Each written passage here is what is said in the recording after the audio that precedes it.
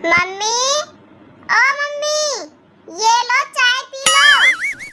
अरे बेटा, अब मैं इतनी बूढ़ी हो गई हूँ, शरीर भी मेरा साथ नहीं दे रहा है और तू कब तक मेरे आगे पीछे काम करता रहेगा।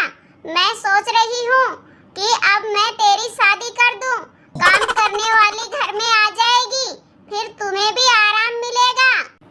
अरे माँ, मैं क्या बोलूँ, आपकी मर्जी, आप शादी करो तो ठीक है, ना करो तो ठीक है। अरे बेटा, मैंने तुम्हारे लिए एक लड़की देख रखी है जो सुंदर, सुशील और गुणवान है और अमीर घराने से है।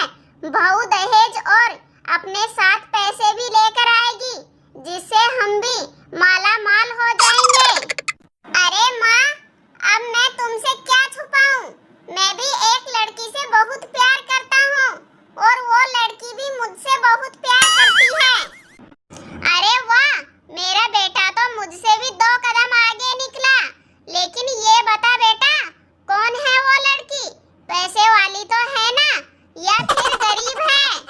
अरे नहीं माँ, जो हमारे कॉलेज में वो चपरासी है ना, उसकी बेटी है।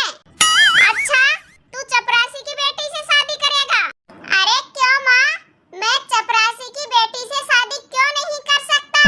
मैं उससे बहुत प्यार करता हूँ। अरे बेटा, हमारे दिन इतने बुरे भी नहीं आए हैं कि हम एक चपरासी की बेटी को घर की बहू बनाकर लाएं।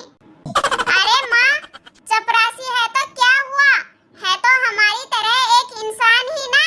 और अमीरी गरीबी तो किस्मत का खेल है, कब राजा से रंक बन जाए और रंक से राजा। देख बेटा, मैंने तो तुमसे साफ साफ बोल दिया है, मैं किसी गरीब लड़की को अपनी घर की बहू के रूप में स्वीकार नहीं करूंगी। ठीक है माँ, अगर आपकी ये जिद है तो मेरी भी सुन लो कान खोल के। अगर मैं शादी करूंगा तो उसी लड़की से करूंगा, वरना जिंदगी भर कुंवारा रहूंगा। अरे ये क्या बेटा, तू मेरे मना करने के बाद भी तू इस चपरासी की बेटी को हमारे घर की बहू बनाकर ले आया है। अरे माँ, अब तो नाराजगी छोड़ दो, देखो तुम्हारी बहू कितनी सुंदर और सुशील है। आओ भाग्यवान, माँ के पैर छूकर आशीर्वाद लो। पाए लागू माँ जी, हम सदा सुखी रहे, ऐसा आशीर्वाद दीजिए हमें। देख लड़की, तू ये मत सोच कि तू मेरे पैरों को छूकर मैं तुझे आशीर्वाद दूंगी। मैं तुझे आशीर्वाद देने वाली नहीं हूँ और मैं तुझे कभी भी हमारे घर की बहू के रूप में स्वीकार नहीं करूंगी। चली जा यहाँ से। देख माँ जी, मुझे इस घर की बहू के रूप में